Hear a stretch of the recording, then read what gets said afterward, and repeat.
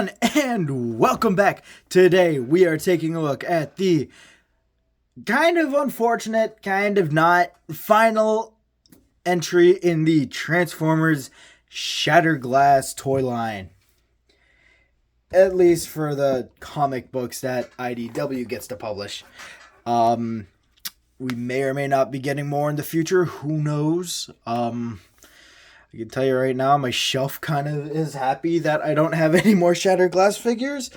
And so is my wallet. But that doesn't say very much, considering I pre-ordered both of the HasLab Japanese formers. But anyways, yes, the final figure, Soundwave, and I love it. I gotta say, I love this thing. I love it so much. It is based off of the Netflix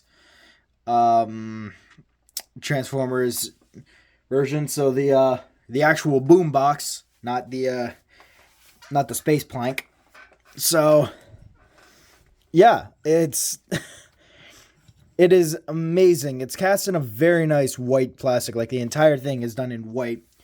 And again, I'm bringing up the fact that all the commanding Decepticons in Shattered Glass are all white. Why? Like, I do not understand why they're all white. I mean, don't get me wrong, they look awesome. I love the blue that they used for Soundwave. Like, he's very much got a very nice look to him with the metallic blue, and it's coming out a lot more metallic. Like it definitely has the metallic sheen in person, but on camera, like, it just comes out this very nice kind of ultra blue, and it's great. I love it. I love it so much.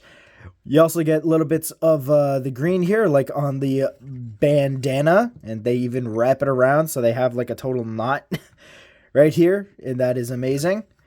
Then you got hints of green right here and here for the tray, and it's, the same as normal Soundwave. So you get a button and you get a finger that is able to be pressed, so you can have him pressing the button, which is amazing. The only problem I got is the light piping. Unfortunately, because of the bandana and where it's placed, the very nice light piping is no more. Just move the light here, as you can see, like, backlit, you can see he's got like a very nice green vibe to him. Unfortunately, yeah, no. With the green I quite honestly, I know light piping is amazing and everything, but I would have much preferred just painted green eyes on this guy, just because he's going to be in a essentially I'm putting Soundwave in a corner, and I know you don't put Soundwave in a corner, but Soundwave's going in a corner. But we will take a quick look off here. Goodbye to Soundwave. And we're going to take a look at his boys.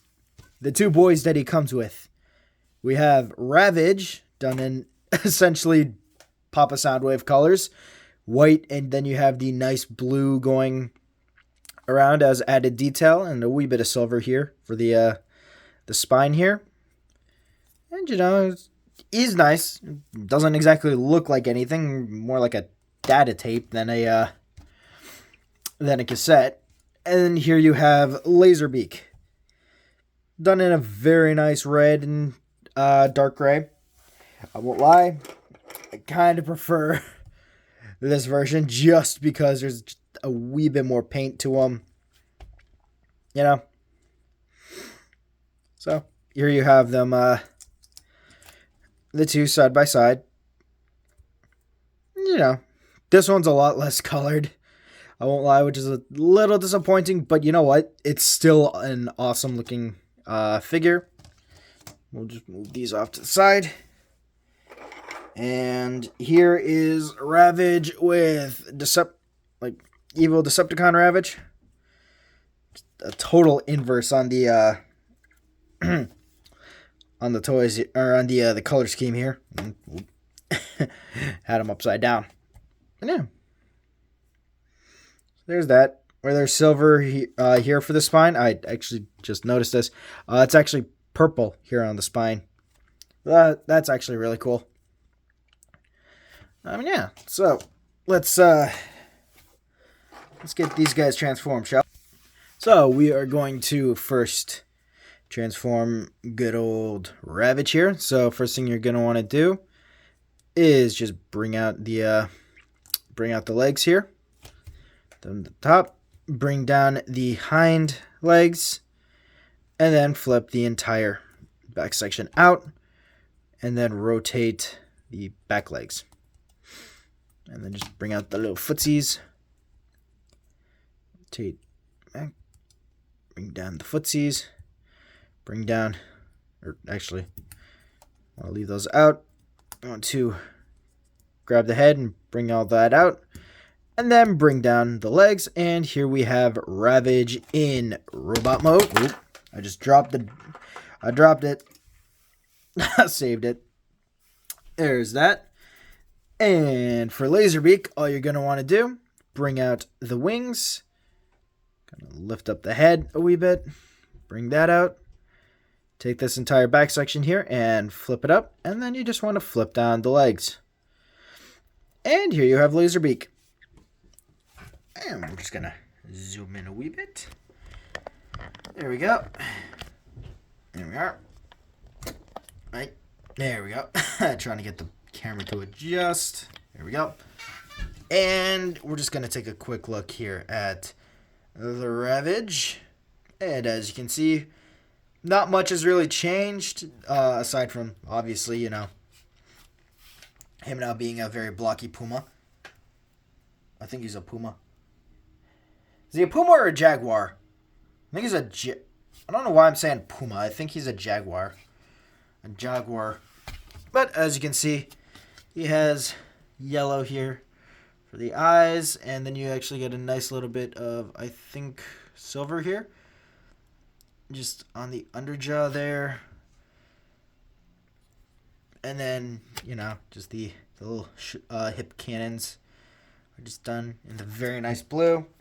And here he is with Decepticon Ravage. Just to see. And quite honestly, they both look great together. These look great.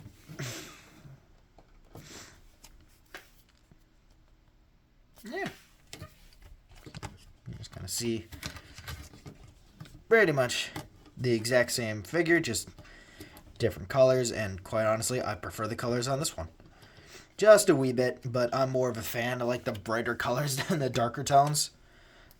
So there's that. And we're going to move him off to the side, and we're bringing in Laserbeak.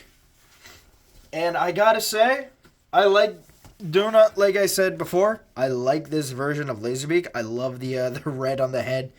The red and yellow on the visor. It looks very nice. Not so much a big fan of the dark gray here. Just for the rest of the body, it seems a little bit plain. I wish there was a wee bit more. And there's no actual Decepticon logo on this guy, which is unfortunate. It would have been nice for them to cover up the numbers here. And that would have been nice. They were able to cover up the numbers instead of just leaving them there. But here he is with the evil Decepticon variant, and yeah. Nostalgia has me liking this one a bit more, but I love the color scheme here. Like it's obvious that all they did was just inverse the colors for Laserbeak. Red for where the black goes and black where the red goes. But I would have liked to have seen more paint on the wings, like black and silver instead of it just being solid red. But other than that, it is pretty much the same toy, and I love it. It is grand and wonderful, and This part here is a lot more solid than this one.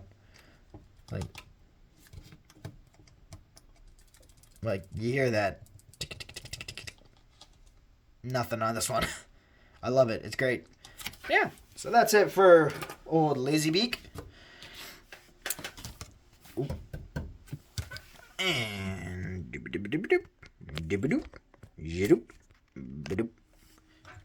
bing. And now let's talk about the star of the show here. And yes, you can put both of them into his chest. Obviously, you just slide it in. Slide it in. Like so. And there you have Lazy Beak. Oop. He actually flew out. Damn. Oop. What in the... Nani? Nani? How are you? Why are you... What? Beaky, what are you doing?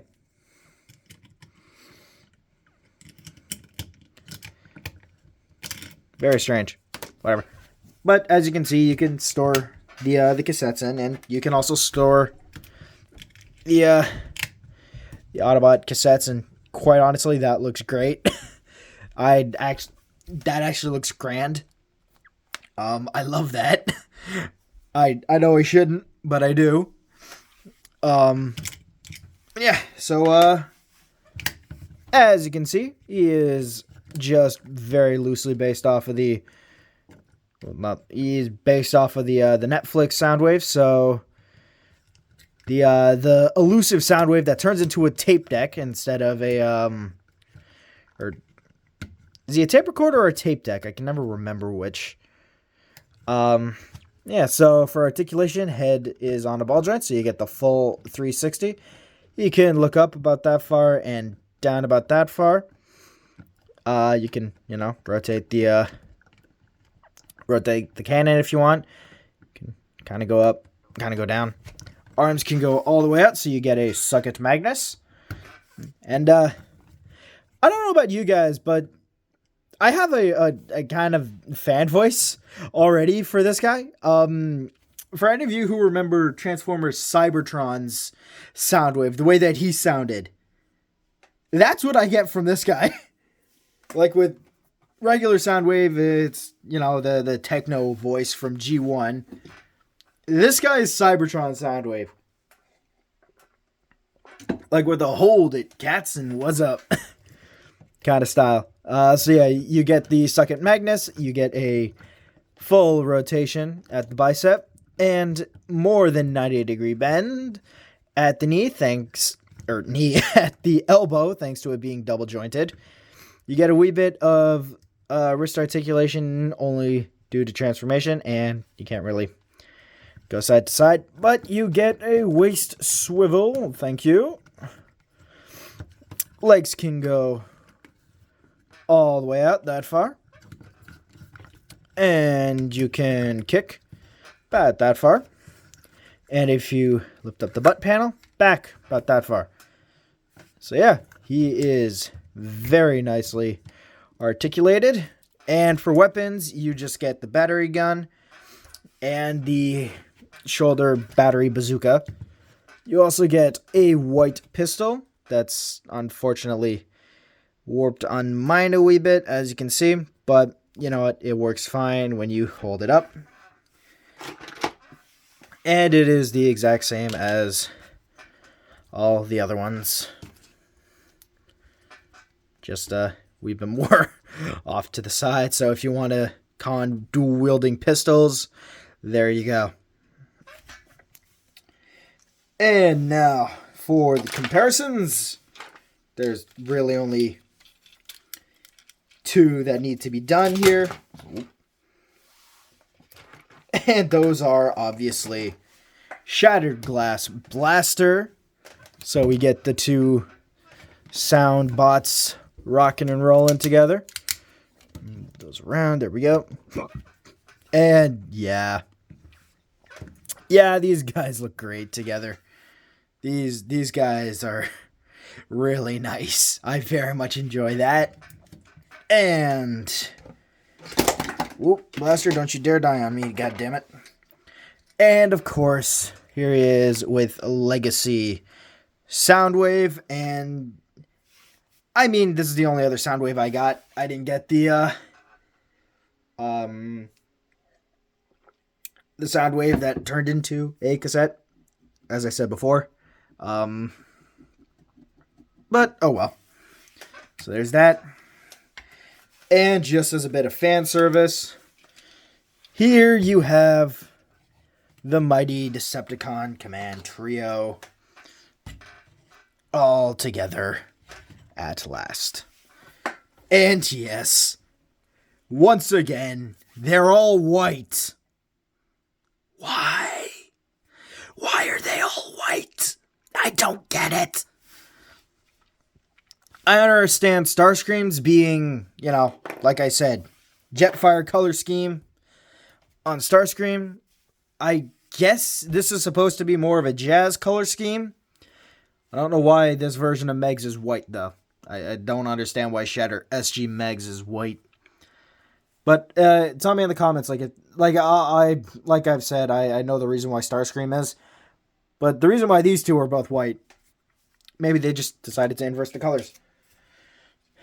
But that's it for the fan service, and now let's get down to the transformation. I don't know what the hell that was. So, first thing we're going to want to do is remove the weapons as per the usual.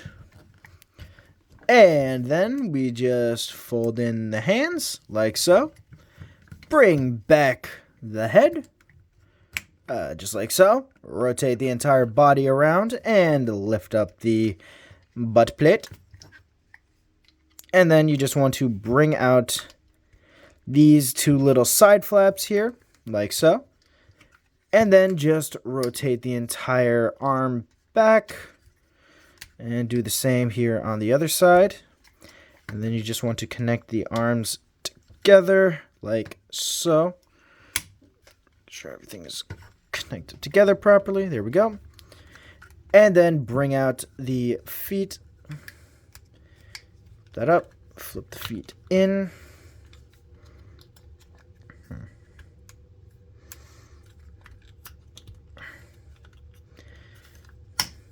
There we go. And then just do it here on the other side.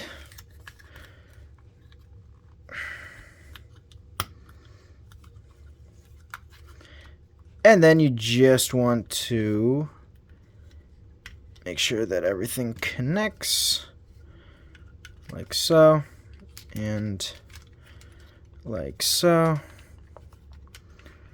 Connect these together.